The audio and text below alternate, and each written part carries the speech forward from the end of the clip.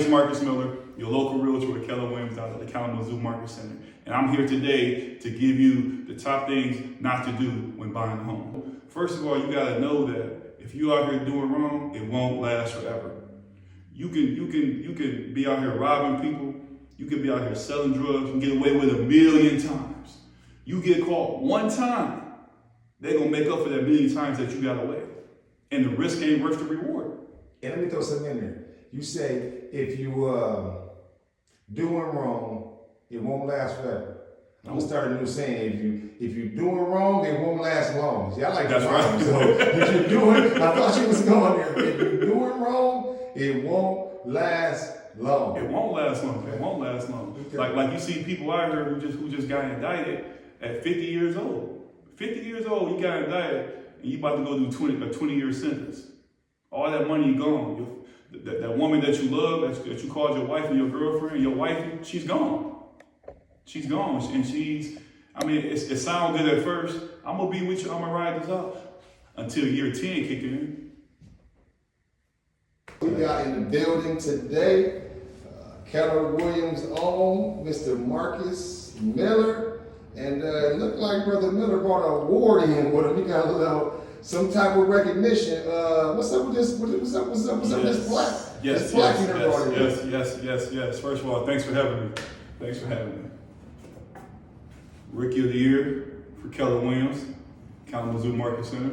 Everywhere I go, I take this with me. So if you pull up, look in the house, you try to get in, I gotta take you around. You can't get in, you gotta get in the back seat, you can't get in the front seat. Facts, you got something right with you. You got the seal on there, so it's all the way official with the seal. So you say Rookie of the Year, Keller Williams, and you talked about a house, but some people don't know you and don't know what you do. So what's up with this Keller Williams? And if somebody want to get in the house, what you doing with house? What you plumbing? You siding? You roofing? What you doing, my boy? I'm a realtor. I'm a realtor with Keller Williams. I've been doing it for over 1.5 years. Okay. Some people say that I'm a rookie, but I don't like to consider myself a rookie because I was schooled by some of the best people to ever do it. So when I did decide to become a realtor, I just took off. Okay. So some of that may be more than just the realtor piece, or is it all real estate that got you moving like that, or is that just kind of how you are, or did the real estate just put a battery in your back, or was that battery already there, I guess I'm asking? I was always a hustler. I sold Cutco knives, I sold Kirby vacuums, always had the hustle in me. You know what I'm saying? But sometimes it was just the wrong hustle. Okay. So what I had to do, I just had to flip it around. Got it. So what got you into the real estate field? I mean, what was it that kind of pushed you to want to be a realtor? I see you now, you ain't 18, 19, 20, right? Right. So it took some time for you to get into this market. So why now? You know, I know the market was good, it crashed, it's coming back up, it went up, came back down. So why now? Why 22, 23, 24, you decide to get into real estate? You know what, that's a very good question. My dreams as a kid was to grow up and be an NBA player. You know what I'm saying? But the odds of making it from being an NBA player is slim to none. I never had dreams of being a realtor. Never even thought about selling real estate a day in my life until about 2016. And like the question was, how did I come around it? It was like this. From 2012 to 2021, I was doing federal time for selling drugs. My case was conspiracy to distribute 500 more of grams of cocaine and cocaine base, right? So I went to prison, and when I say this, people think it's crazy. Prison was a blessing. It was a blessing. Besides me missing my kids grew up from 10 to 20, besides that, it was a blessing. I went inside my room one day and threw the towel up so my cellie wouldn't come in. I remember like it happened yesterday, I swear. I put the towel up, I looked in the mirror, and I didn't like what I seen. I seen a person that was hurting his community. I see a person that was selfish. I see a person that was a cheater. And when you look in the mirror, you can't lie to yourself. I can sit up here, Byron, and lie to you all day, but when you look in the mirror and yourself looking back at you, you can't lie to yourself. And I don't use the word can't, but in this instance, you cannot lie to yourself. So I had a real talk with myself in that mirror. And I didn't like what I seen because it was ugly. It was real ugly. So right there and there, I decided, what did I want to do? What am I good at? I'm good at selling. I done sold Cutco knives. I done sold Kirby vacuums. I done sold weed. I done sold dope. So when I went to prison for selling, I was like, okay, I could just do real estate and sell homes. So it hit me, boom. So I went out on the pod and I looked around. I seen a realtor right here. I seen a loan officer right here. I seen a broker right here. So I was like, let me talk to these guys. And then voila, they gave me the game. I soaked it in. Any questions I wanted to ask, any questions I need to ask, they answer it. Just because you locked up with people don't mean they don't know their craft. This loan officer right here, he just got greedy. This realtor right here, he broke rules, he got greedy. But it don't mean that they didn't know their craft. They was good at their craft, they just got greedy, and we was all in the same situation. So I took it, I soaked it. The last 6 years of my prison sentence, I did nothing but study real estate. Ask anybody who know me that was locked up on my book all day, every day. I worked in the kitchen and just studied real estate. So I got out. The first time I took my test, I passed it. Which anybody who just heard me say this, you know it's hard to do. It's people who watching this right now that took their real estate test 4, 5, 6 times and still ain't passing. You know what I'm saying? So that's a blessing, and that's how I really got into real estate. Okay. So it sounded like what I heard was a couple things. I heard that your unfortunate circumstances as a result of your actions was a gift and a curse. Yes. Usually we only see the curse part of it, but there is some gifts that's associated with this, it sounds like. Perfect. You said it perfect. Okay. And then it also sounded like you said that you swapped the hustle. Is that what you did? I swapped the hustle. You took what you knew in a negative sense and you put it in a positive sense, it sounds like you're saying, right? Yeah, exactly, because when you start your own business, right? When you start your own business, my comparison is from what I used to do to what I do right now, right? You start selling drugs, you don't got no clientele. You start selling houses, you don't got no clientele. You sell drugs, you find a product. You selling houses, you find a product. It's the same thing. You find people who want to buy your product. You find people who want to buy this product. It's the same hustle, but this right over here is legal. This hustle right here is legal. I sleep with my doors open at night now. You feel what I'm saying? Like, it's a blessing. You just gotta know, first of all, you gotta know that if you out here doing wrong, it won't last forever. You can be out here robbing people. You can be out here selling drugs. You can get away with 1,000,000 times. You get caught one time, they're gonna make up for that 1,000,000 times that you got away. And the risk ain't worth the reward. And let me throw something in there. You say if you doing wrong, it won't last forever. I'm gonna start a new saying. If you're doing wrong, it won't last long. See, I like That's rhyme. right. So if you're doing, I thought you was going there. If you're doing wrong, it won't last long. It won't last long. It won't last long. Okay. Like you see people out here who just got indicted at 50 years old. 50 years old, you got indicted, and you about to go do a 20-year sentence. All that money gone. That woman that you love, that you called your wife and your girlfriend, your wifey, she's gone. She's gone, and it sounds good at first. I'm gonna be with you. I'm gonna ride this out until year 10 kick in.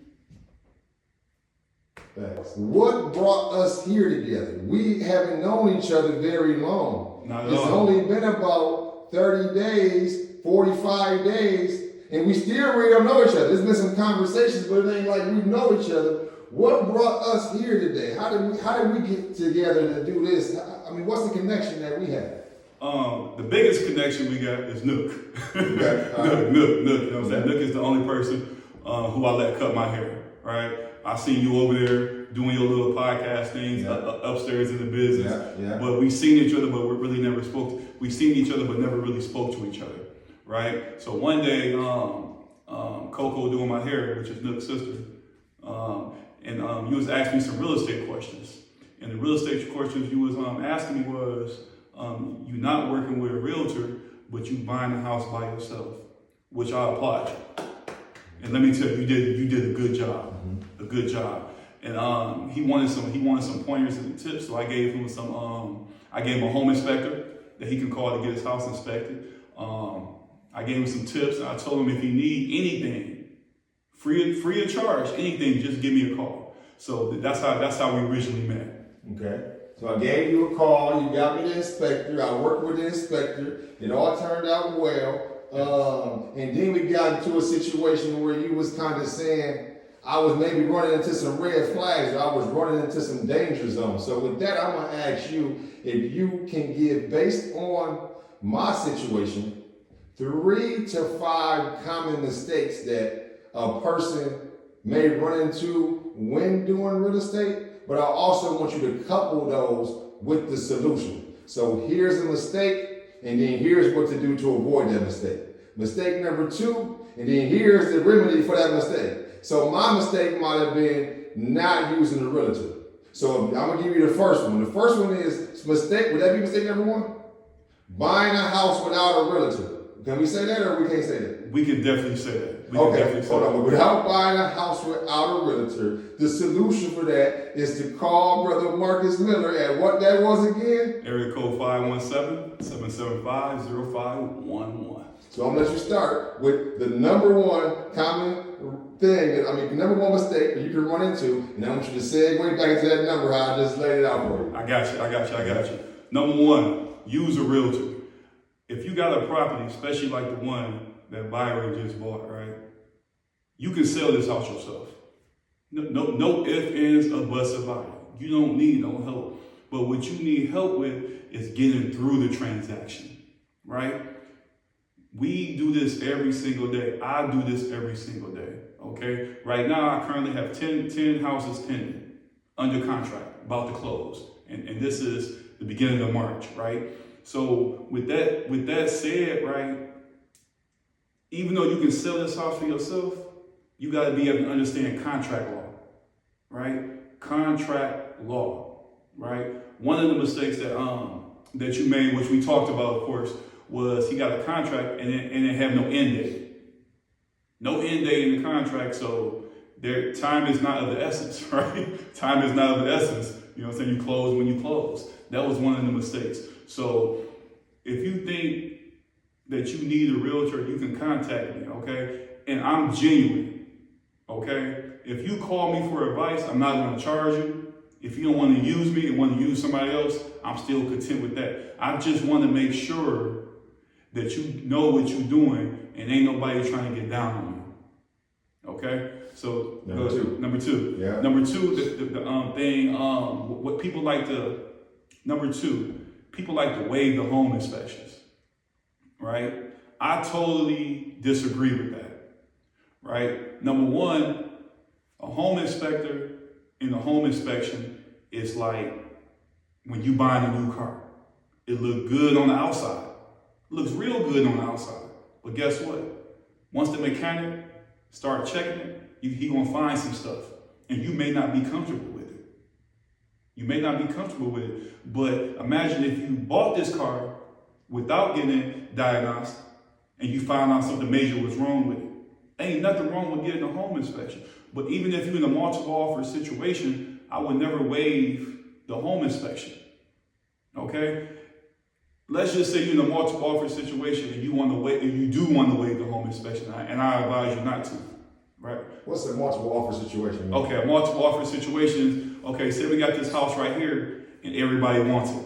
So you got 3 to 4 offers in on the table at one time, right? So you got buyer A, B, C, and D all want this offer. That's what you call a multiple offer situation, right? And if you are going to waive your home inspection, tell them that I'll waive the home inspection, but I won't ask you for no repairs.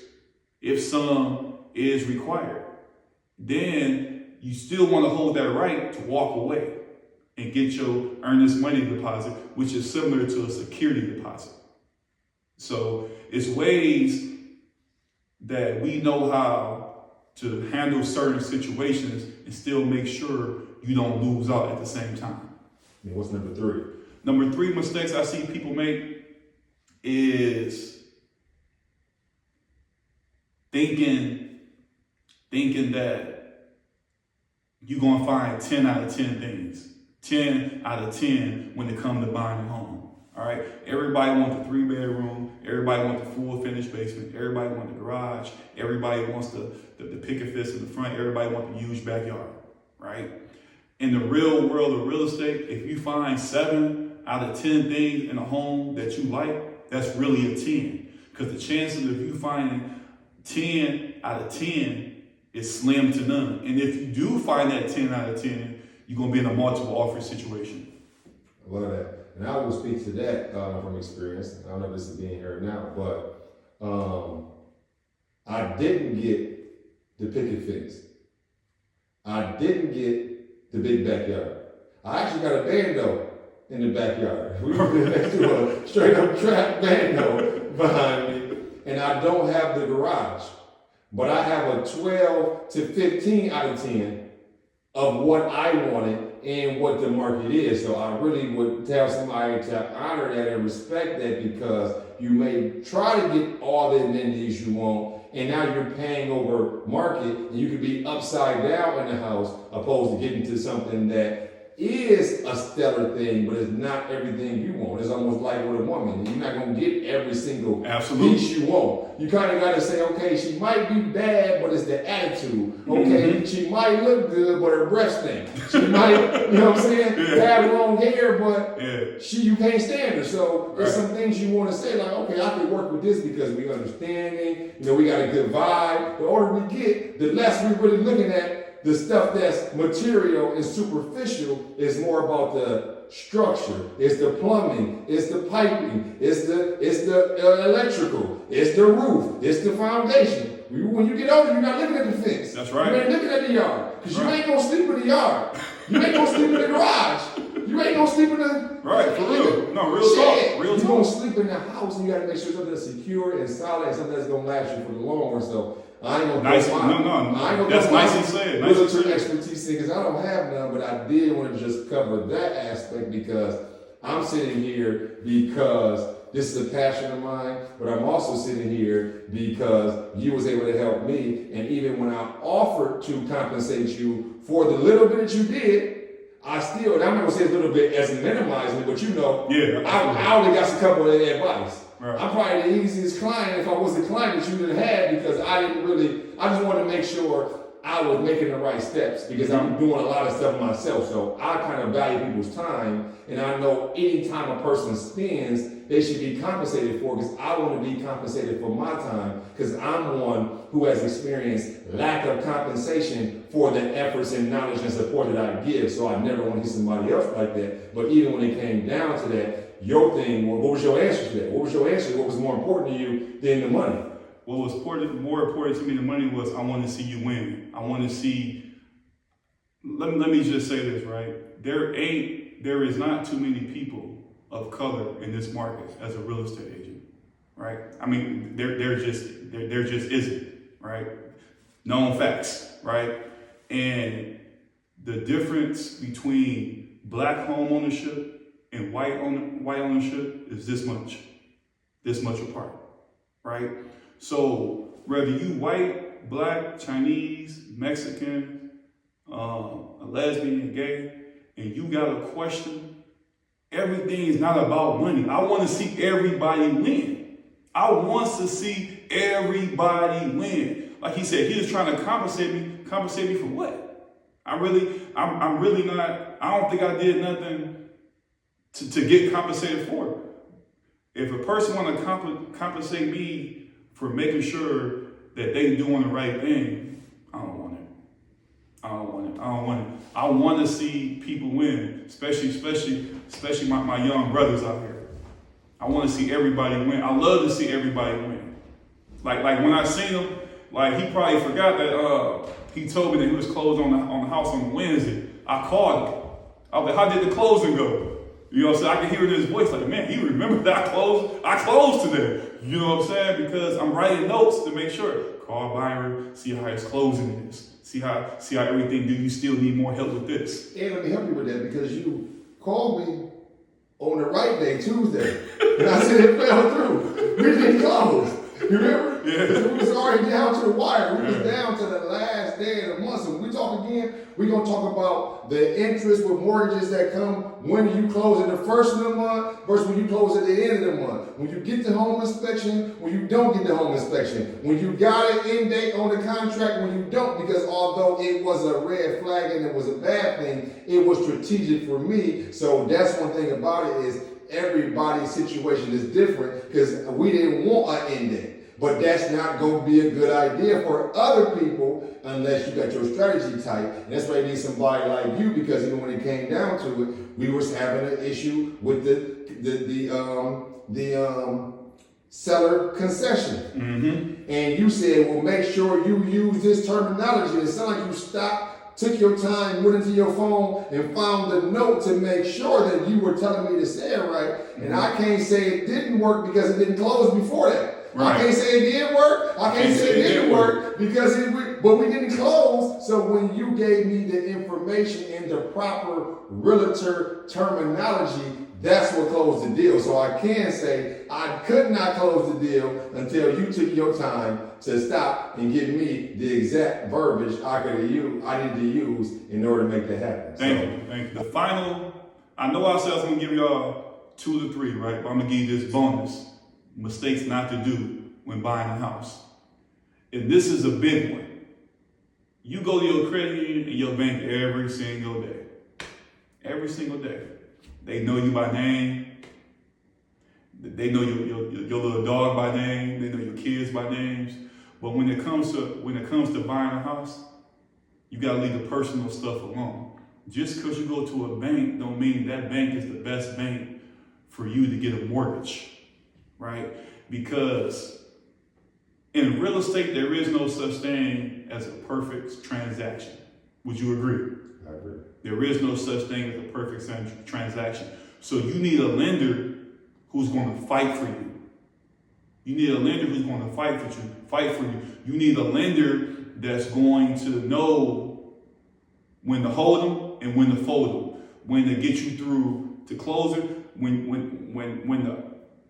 the regular banks say that they can't do this loan because of this, I got a lender that can do it because of that, right? So don't think that you go to, I don't want to throw no names out, like you said, give free publicity, you know what I'm saying? But if you with a credit union or a bank, don't feel like you gotta go through them to get a home mortgage. That's not true. You should deal with a mortgage company. Banks do other stuff. But if you deal with just a mortgage company, they got your back like a shirt. And not only that, you don't want to deal with a mortgage company like Rocket Mortgage. I don't want to say don't, because what they doing is they sit in the cubicle. They sit in the cubicle. You can't call them after certain times, right? You can't call them on the weekends after certain times, right? The lender and lenders who I use, I have a personal relationship with them. I can call them after 10 o'clock at night if we got an emergency question, right? So that's the last bonus that I'm gonna give you about mistakes that you make when you buying a home. Make sure you get a good lender that can solve problems. Yeah. So you really are a salesman by nature, but a realtor by trade. Would that be accurate? That's very accurate. Okay, and then what should a person do who want to get in contact with you? How should they go about that? I mean, you can just Google me for one, Marcus Miller. You can hit me up at marcusmiller@kw.com. You can hit me up at Marcus the Realtor, MARCUSDA Realtor.com. Or you can hit my email up at marcusmiller@kw.com. Or you can even give me a call direct, area code 517-775-0511. Okay. Without buying a house without a realtor, the solution for that is to call Brother Marcus Miller at what that was again? Area code 517-775-0511.